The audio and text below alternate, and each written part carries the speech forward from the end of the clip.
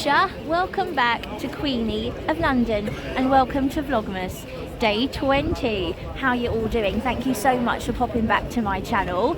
As the sign says, in the glorious Union Jack, I'm in Carnaby Street today and I'm going to show you the amazing Christmas lights that they have going on. I haven't been up here yet to show you and there's something to see.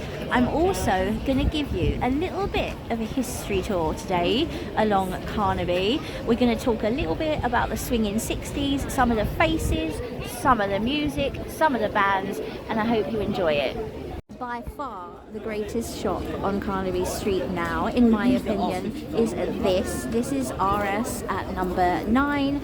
It is the world first Rolling Stones flagship store and it's pretty impressive. This opened in 2020 and it's got the most incredible features inside, including a glass floor etched with lyrics, those TV screens that you can see. They show an exclusive film of the Stones. The dressing rooms are covered with artwork from Exile on Main Street, my favourite album by the Stones, and Some Girls. You can see the gigantic lips in the window. There's actually a Stones little couch there, which is cool. Everything's incredibly well themed. Have a good look at the store. There you go, RS number 9 Carnaby. I'll take you around the side just in case we can peep anything else. This here is a world first as well, going all the way along. This is an installation which is a sound wave and it shows the opening to paint it black. Look at that, how cool. I want that Rolling Stones umbrella, I think it's fabulous. We'll head in there in a bit, if I can, and I'll show you a little bit of what's inside.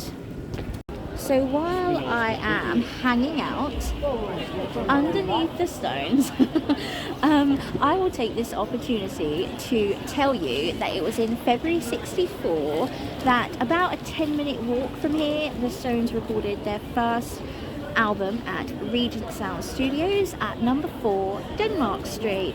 Keith Richards described this place as a room insulated with egg cartons, like a little demo in a tin pan alley. Black Sabbath also recorded albums in Denmark Street, and the Sex Pistols, one of my faves of all time, lived in an outbuilding around the back of number 6 Denmark Street. The Kinks also recorded You Really Got Me down there. So a walk down Denmark Street is a walk loaded with a rock and roll history.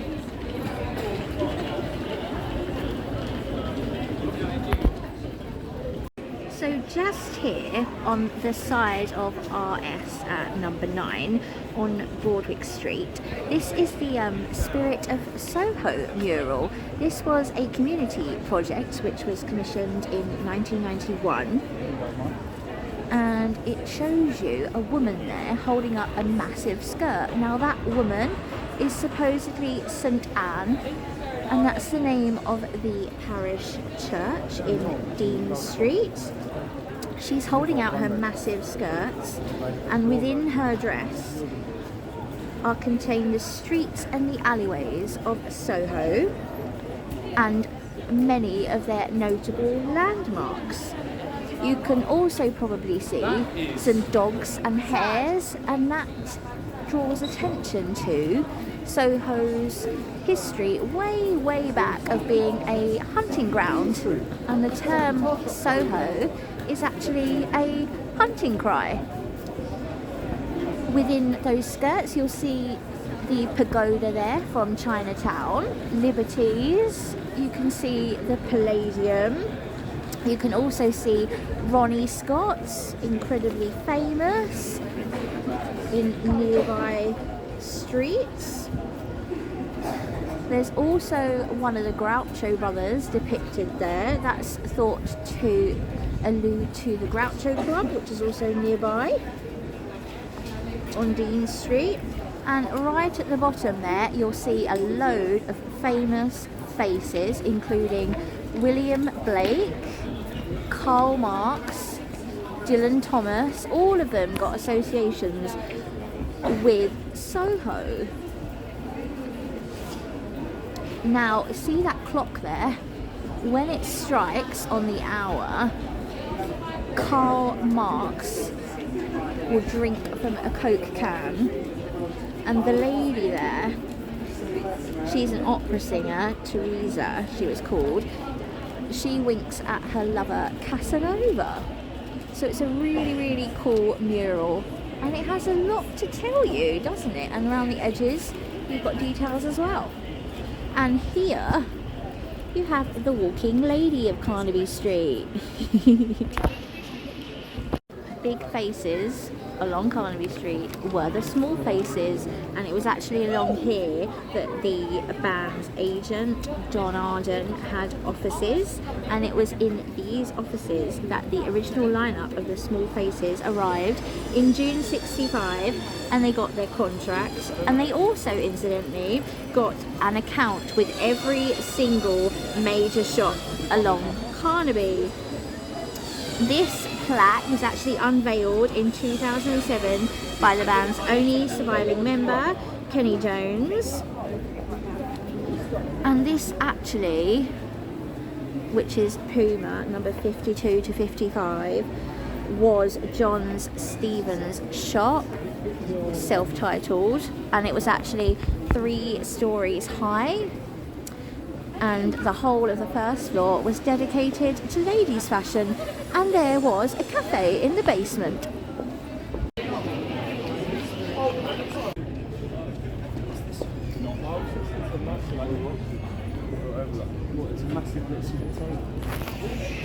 So this is Newber Street. Now, before 1954, Carnaby was nothing much more than a shabby back street of Soho. It was inhabited by locksmiths, small traders, and a central electricity board depot. But in 1954, a shop opened that kick-started a revolution. It would transform Carnaby and power up Swingin London. Happily, there's a green plaque, we'll go and find it in a minute, at number 5 Newber Street, and the gent behind this was a photographer styled as Vince Mann. This gentleman, his real name was Bill Green, he opened Vince Mann's shop. This was body conscious clothing.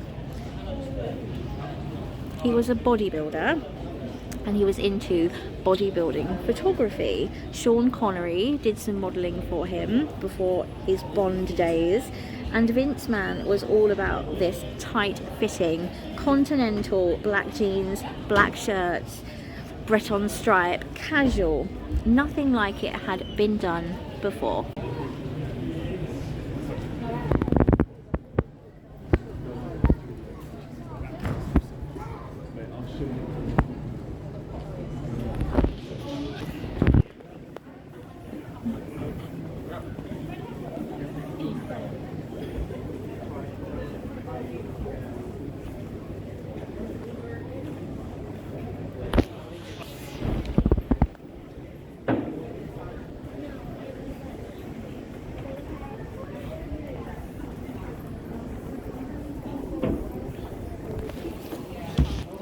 So here we are, this is the famous number 5, and here is Vince Mann's plaque. Now importantly, within that shop, Vince Mann's shop, there was a gentleman that worked in there who would go on to become the king of Carnaby Street. This man was called John Stevens, and he would come to open a few of his own shops on Carnaby. He also opened shops along the Portobello Road, Kings Road, the rest of the UK, and in the USA and Europe. Always keeping my eyes out, guys, for some gorgeous Christmas decorations to show you. Look at this, isn't this stunning? Annie's. How beautiful. So this whole zone is the Nuba Quarter. There's a lot of menswear still around here, which is really lovely, I think, because Carnaby started out as the destination for menswear. I'm going to rejoin Carnaby now, and whilst I'm waiting for the light to go down just a touch so I can show you the gorgeous Christmas lights in all their glory, I will tell you a little bit more about the history of the shops along Carnaby Street.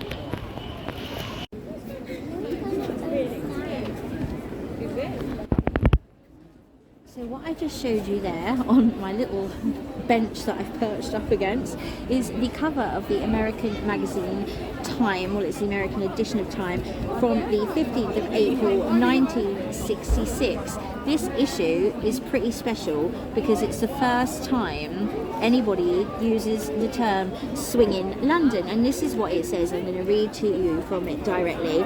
It says, "Perhaps nothing illustrates the new Swingin London better than a narrow 3-block Carnaby, which is crammed with a cluster of gear boutiques where girls and boys buy each other clothing." Expression, Swingin London. This Carnaby Street was the heart of Swingin London. There was nowhere else quite like it, and it spawned a cultural and fashionable revolution. It really helped that around this area, major bands and their agents had offices. You had Brian Epstein in nearby Argyle Street, the Stones had offices here, the Kinks in King Street, you had the Small Faces, they had offices, the Who. People would watch Ready Steady Go on a Friday night, they'd pop down here on Saturday because they'd seen bands, really fashionable bands, wearing something they wanted, and they knew that Carnaby Street was the place to come and get it. Just across the road there on the side of Sweaty Betty, that's number 1 Carnaby, and it looks out onto the street I'm standing on, which is Beak Street, and Beak Street was the site of John Stevens' first shop. He was only there for a short time before that shop was destroyed by fire, and then he relocated to number 5 Carnaby, so just a little way up there. John Stevens was the king of Carnaby. He was the one who revolutionised the street. So in 1957, number 5 Carnaby was known as his clothing. This was Stevens's first shop. It was painted bright canary yellow. The thing about Stephen was he was young. He was as young as his customers, so he had his fingers on the fashion pulse.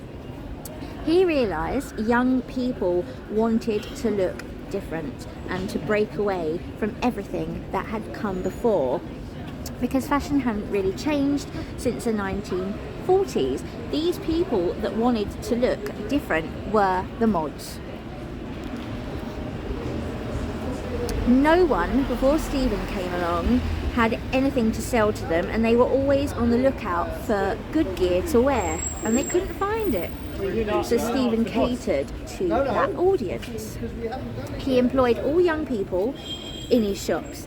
He blared out his music, the latest tracks, and he continually changed the styles up. Every time you walk past the window of Stephen's shop, it'd have something different in to entice you. All other shops that came after his emulated his winning formula. Here is the plaque for John Stephen, and here is a picture of the man himself. He was Glaswegian, and as I say, he worked in Vince Mann's shop, and that's a picture of Mann's shop that he's standing in front of. And number 5, which is just up there, looked like this in 1962. And And just when you thought pictures couldn't get any better, here's Jagger and Richards holding their John Stevens store bags in 1964 on this very street. So the theme for this year's Christmas lights along Carnaby, as you might be able to make out from down there, is Carnaby Celebrates. During this tour, we'll see a total of 14 of the most loved sets of Carnaby Christmas installations from the past. You'll also find these lights along Fubert's Place, Danton Street and Nuber Street, so we're going to check out all of those as we walk. This is a pretty good time to show you actually, just while it's starting to get a little bit dusk-like. Now up ahead there you have the gigantic globe, which proudly proclaims Carnaby welcomes the world. This is not a new slogan. This is actually the slogan work of a gentleman called Harry Fox. Harry Fox opened one of the first boutiques for ladies along Carnaby Street, Lady Jane's. He put up the first ever sign on Carnaby Street that read, "Carnaby welcomes the world." Little trivia there for you. I had planned to give you much more of a detailed tour today, and I have my little book of Carnaby dreams in my hand, but it's becoming quite impossible to do that because of the crowds. But I'll give you as much as I can. Here's the big sign for Carnaby Celebrates, and up there, if you can make those out, is this just fantasy? Look up to the skies. Lyrics from Bohemian Rhapsody, which celebrated the release of the film for Queen in 2018.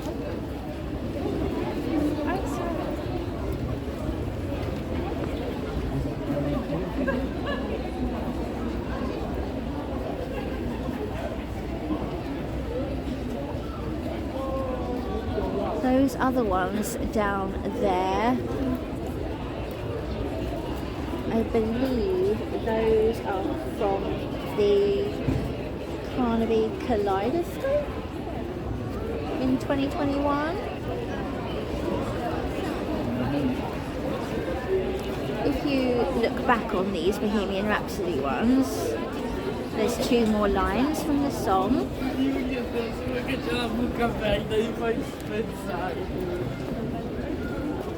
There you go. Are you all singing, guys?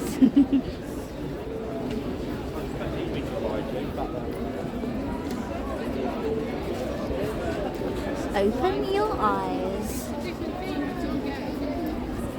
Okay, so we're going to journey along. We've got these gigantic robins.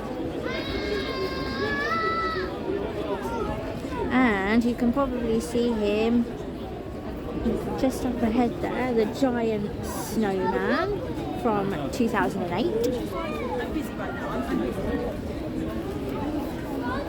Okay, when we get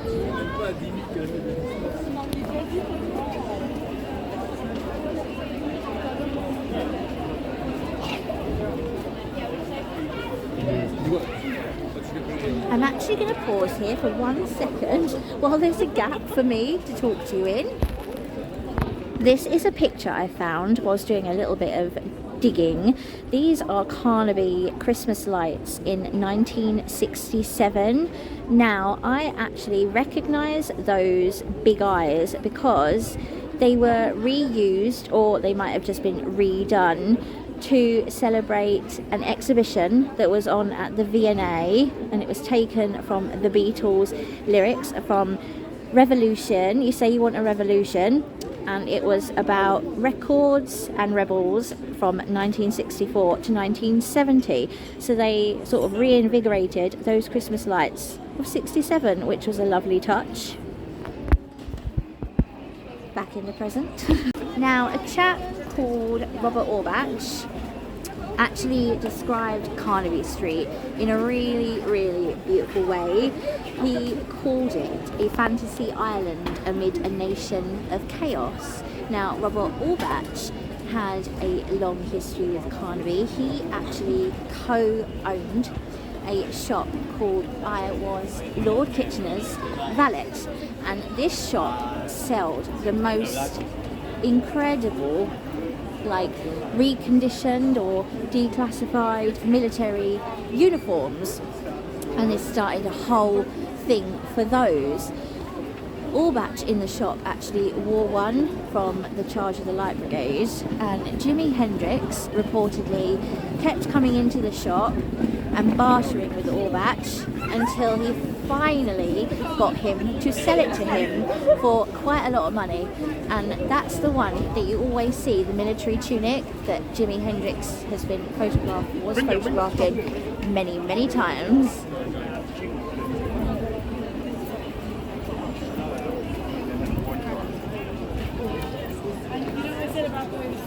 Whilst I'm standing at the Union Jack again, let me get myself into a position if I can.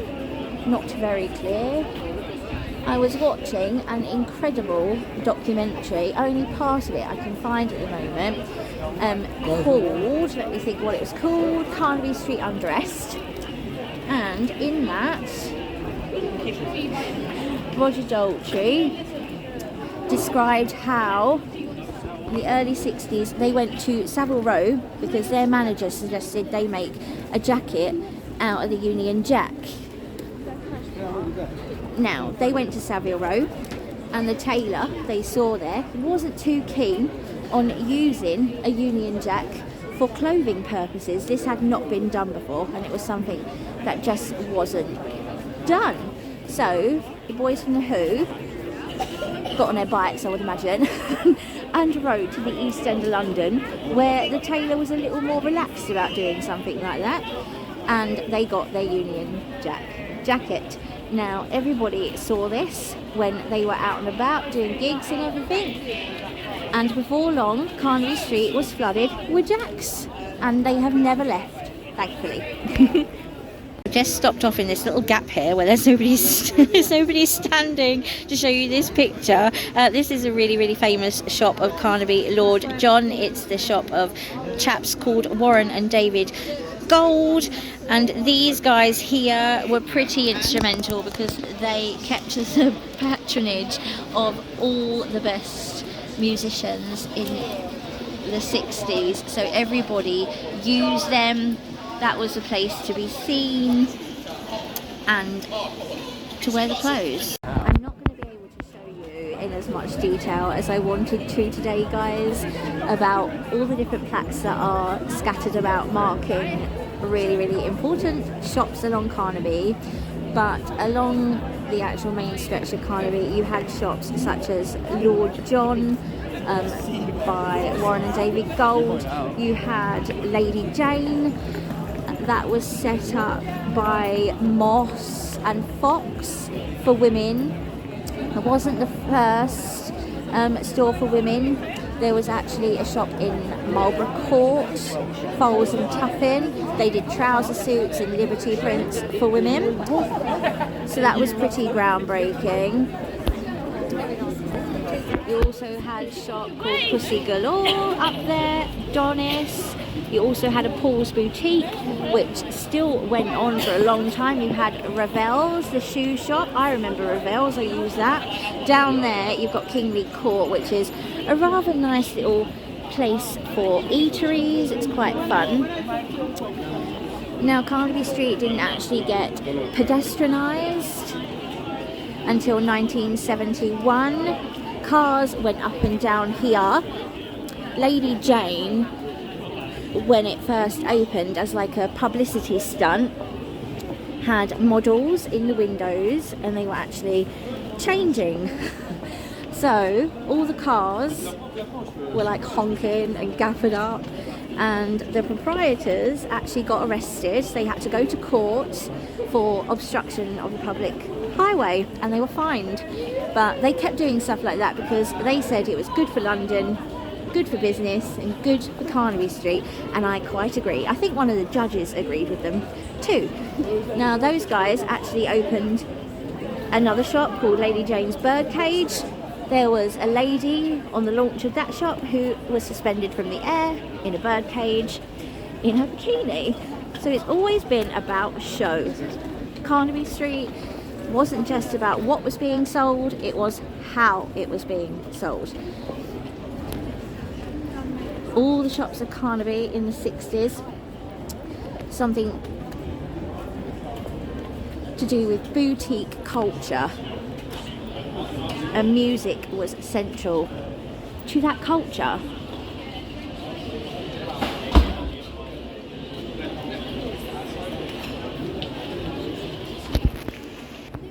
Also along Carnaby you had a shop called Gear. Now Gear was the brainchild of a chap called Tom Salter. He was a mate of John Stephen, who I spoke about earlier, King Carnaby, and he persuaded Salter to come and open a shop here after he had a stall on the Portobello Road market, and Salter did.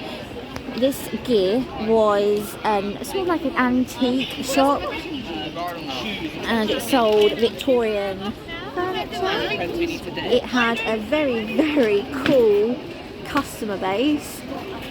Everybody bought from Salter, including Jag. I nearly fell down. Everybody bought from Salter. So he had massive items of furniture as well, which was quite cool. But obviously, because Carnaby was so popular, loads of people flocked to it. Everybody couldn't buy massive pieces of furniture, so Salter started selling smaller souvenir items, and the business expanded because it did really, really bloody well. And downstairs in the basement he opened up what's it called, Gear Kids in Gear, and you had to access that if you were a little child by a helter-skelter, and parents had to use the stairs. So how fabulous an idea was that? How are you all doing, guys? How are you all? Can you believe it's the 20th of December today? Now, apologies, there wasn't a 19th of December Vlogmas, but I went to a Christmas party and I couldn't film where I was going. But it was a good time, let's just say that.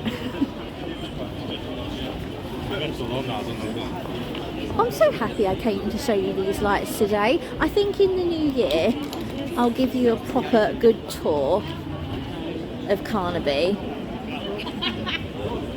I think I've tried to show you the main points of interest. I've missed a couple of plaques, but it's not easy. Oh, should we go down there? Oh, I did that bit already, but it's just different now because of the lights. We've got beautiful pink lights down there. Gorgeous palms, everybody hanging out. It's so beautiful to see. Really lovely. So guys, I'm actually going to go and head back up the chaos there and have a look in RS number 9 and see if I can find any last minute gifts and stuff, or maybe just something for me. So until tomorrow, my lovelies, I've got a lot planned for the rest of the week, so I will see you tomorrow, I promise. Have a gorgeous evening, lots of love from London, Queenie.